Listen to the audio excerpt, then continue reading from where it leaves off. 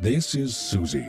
Susie is in the class Gastropoda, which encompasses snails and slugs. Specifically, and by specifically I mean specifically, and by I mean Susie is a type of sea slug called a nudibranch.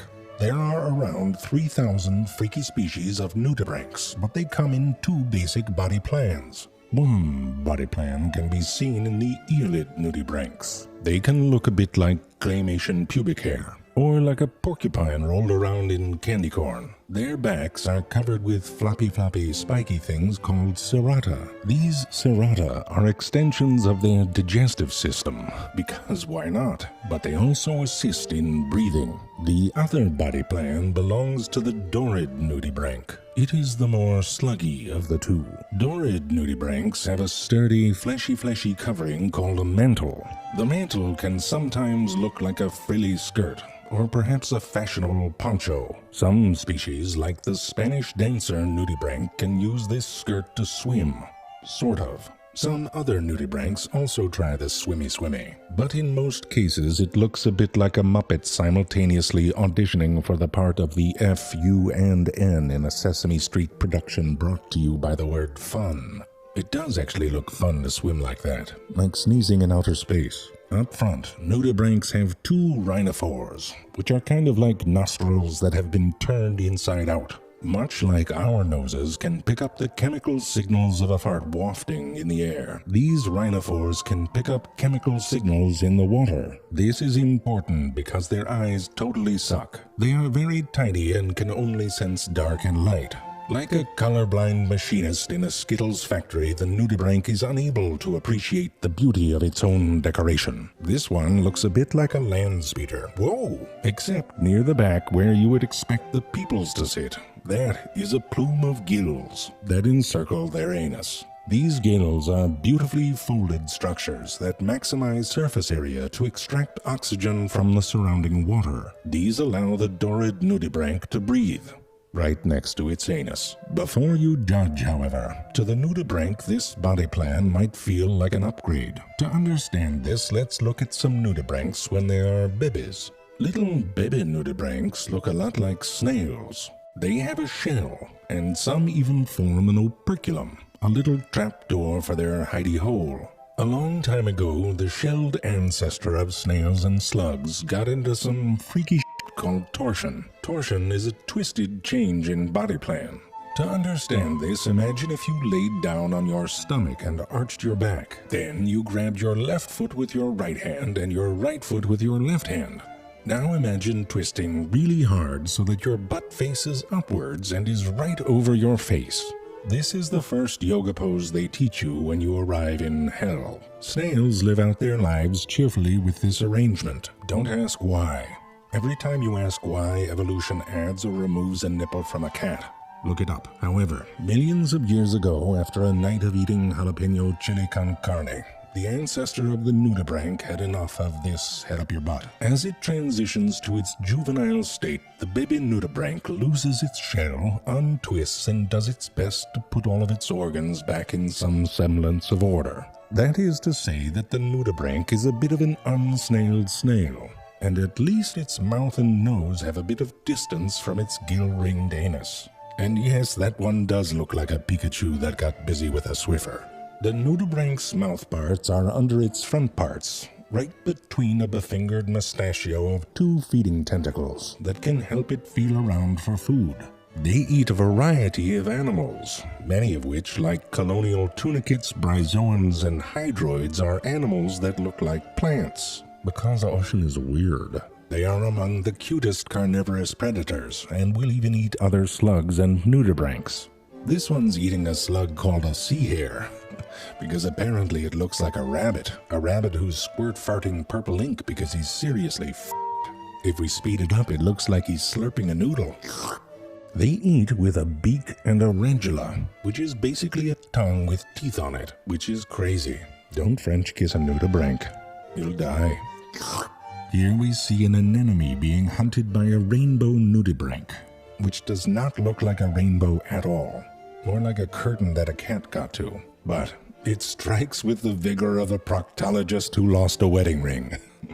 That's like trying to tongue sponge the crumbs out of the bottom of a can of Pringles. One group of nudibranchs in the genus Melibe has evolved a different feeding strategy. It has traded in its tooth-tongue radula for a head in the shape of a Venus flytrap. It uses its head like a seafloor pooper scooper, like if you used your hoodie to eat a shrimp taco. A skeleton shrimp taco. Lacking a shell, sea slugs, including nudibranchs and this spotted sea hare, which does not look like a rabbit, must get creative when it comes to defense from predation. Some have evolved to be very good at camouflage. You see these cows? I tricked you. They're not cows, they're nudibranchs. You thought they were cows. You must be like a real dum-dum man. This one is perfectly camouflaged as an old man with his hands behind his back inspecting his garden. Damn slugs eating my azaleas. That's irony. You better stop or I will assault you. That's a dad joke. Some nudibranchs, like this ghost Melibe, have gotten so good at hiding they're transparent. Mostly. Fortunately, their less transparent insides resemble a bunch of floaty sea garbage. Well played, Melibe. Many of the animals that nudibranchs eat contain toxins.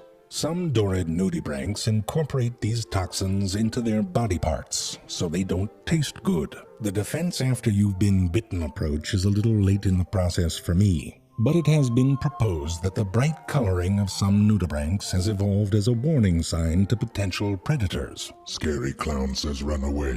Some eelid nudibranchs take this one step further. They eat animals that have specialized stinging cells called nematocysts. Glaucus atlanticus, for example, will eat the blue bottle man-of-war jellyfish. The jellyfish, however, contains thousands of these nematocysts coiled up and ready to fire when disturbed. Much like butt-smuggling hand grenades, eelid nudibranchs ingest these cells and transport the immature unexploded ones out to the tips of their serrata, where they can use them for their own stinging defense. It's pretty cool. Look at this one. They're using like a little laser. It's like if when you ate Pop Rocks, you could transport them to the tip of your fingers, you perv, for a tingly handshake. The blue dragon nudibranch also steals cells. Instead of stingers, it steals zooxanthellae, microscopic plants, incorporating them into its body and using them to produce food from sunlight. You know who else does this? This little guy. It's a Saclagossan sea slug, not a nudibranch, but who cares? I love it. It's cuter than puppies. It is mating season, and first the nudibranchs have to find each other. They are often solitary and spread out. Finding the slime trail of another nudibranch is worth following up on. Many nudibranchs do this trailing behavior, following another's slime trail until they're right up in it. And I mean right up in it. But not really right up in it. The nudibranch's genitals are located up near its head on the right side of its body, because of course they are. This means that they have to position themselves so their right sides line up. Think of it like a high five, but with no hands. And 4 genitals. That's right, 4. Nudibranchs are hermaphrodites, meaning that each is equipped with both a penis and a vagina. I know what you're thinking. If I had that kind of luggage, I'd pack it myself. Sure, once in a while, a researcher will find a nudibranch's penis inside of its own vagina. Don't judge, it's a lot to keep track of. And quite frankly, if it's in the way, flopping around out there, it's the obvious place to put it. I mean, why aren't our pants pockets shaped like gloves? There's mysteries in this world. Doesn't mean you're trying to self-fertilize, just some healthy curiosity. While mating, both nudibranchs put their penises inside the other's vagina, and both are fertilized in the process. Now, I'm not sure if you can see it, but if you squint, you might notice that the nudibranch penis has a bit of a barbed hook sort of shape. That can make uncoupling a bit of a bitch. So much so that the Chromodoros reticulata just lets it break off and grow back again. It's one way to do it. After mating, it is time for the nudibranch to deposit its fertilized eggs. It does so in a series of beautiful strings and rosettes, adorning the shapes of the ocean floor. Thousands of little eggs that will become thousands of little babies. And the circle of life continues. Listen, sometimes feeling safe in a shell isn't worth having your insides all twisted up, or having an ass on your head. That might be too on the nose. I didn't mean like an ass on your nose. I mean too literal. The point is, sometimes you have to take a risk. Get out of that shell and untwist. Who knows what kind of crazy, beautiful thing you might become. Ist. Sorry, it felt like it should rhyme. And that is how the Nudibranchs do.